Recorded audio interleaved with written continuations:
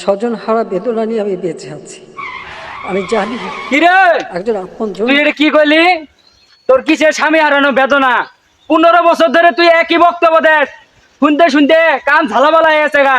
তোর এই বক্তব্যে দেশের মানুষের কান ঝালাবালা করে দিছস তুই। এই বক্তব্য দিয়ে তুই 15 বছর শাসন করছস। এই শালি তুই মুখ ঘোর।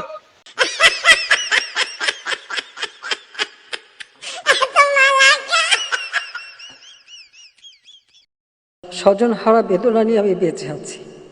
আমি জানি এই শোন, শালির ঘরে শালি 15 বছর ধরে খালি একই একই কথা। 15 বছর ধরে একই কথা। আর কোন দেশে ঠাই পাও নাই, যাও পালাও পালাও পালাও পালাও। শালির ঘরে শালি।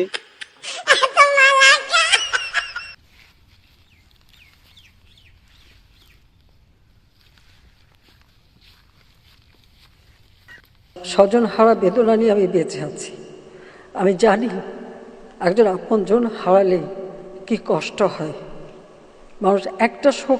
এ তুই কি কইলি রে? তুই আবার ক, তুই কি কইলি?